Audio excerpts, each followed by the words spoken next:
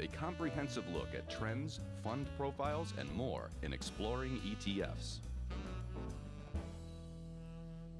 Semiconductor ETFs are back in focus now, and our ETF Research Director, Nina Mishra, is here to tell us more about them.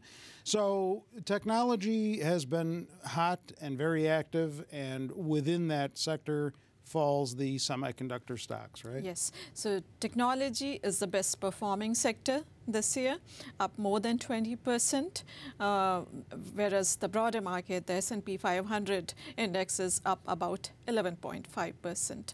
And within that broader technology sector, semiconductor stocks have been among the best performers. The benchmark semiconductor index is up more than 26% this year. And there are many reasons behind this outperformance and why this outperformance could continue going forward as well. Earnings and revenues have been better than expected for most companies, and this week's results from Micron Technology confirmed that trend. And while some of their traditional business areas are slowing down, like PC sales have been falling, smartphone sales have been flattish, but there is rising demand from some of the hottest areas of investing, like self-driving cars or artificial intelligence or virtual reality, gaming, data centers, and Internet of Things. So that should keep these chip stocks strong going forward as well. And chip makers have been adopting new technologies and materials to make smaller and more efficient chips. So that is also good for the industry.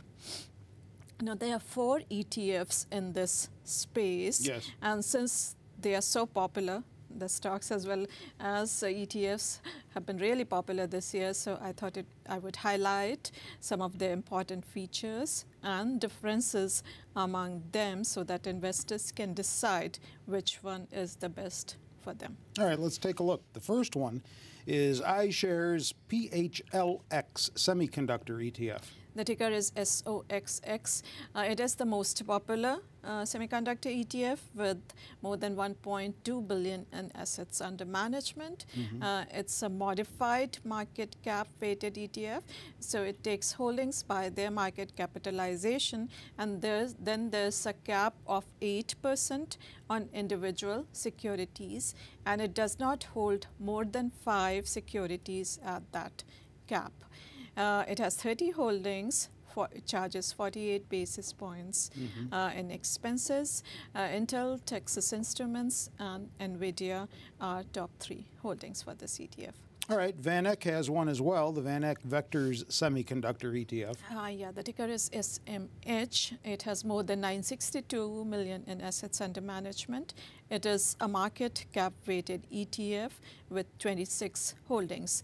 Because of a lower number of holdings and no cap, it has a more concentrated exposure than the previous one. The top 3 holdings, Intel, Taiwan Semiconductors, and NVIDIA, account for almost 30% of assets under management. Then there's the Spider S&P Semiconductor ETF. Yes, it is. The ticker is XSD. And it has more than 306 million in assets under management.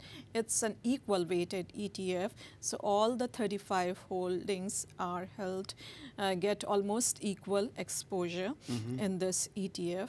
It is among the cheapest, 35 basis points in expenses, and because of equal weighting, it has higher exposure to smaller companies than the other 3, which means when the smaller companies do well, this ETF will do well as well, but that has not been the case this year.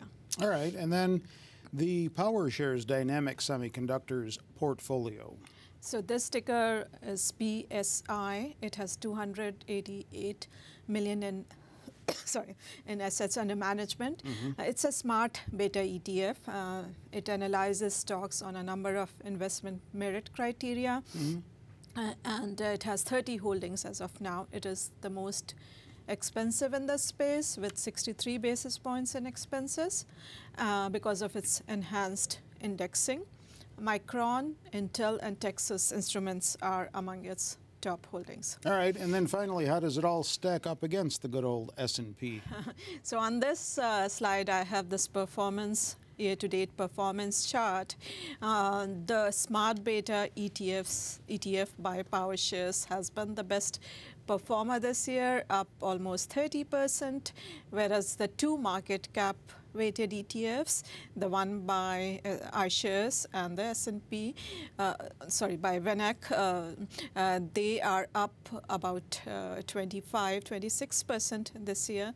The equal weighted ETF by S&P, SPDR, that's the underperformer in the group. It's up a little more than 12%, and that's almost equal to S&P 500 ETF's performance, and that is because some of the large cap companies in the space like Micron, Nvidia, Texas Instruments, they have done so well this year, whereas the smaller companies haven't done so well. So that is the reason why equal cap weighted ETF has been lagging.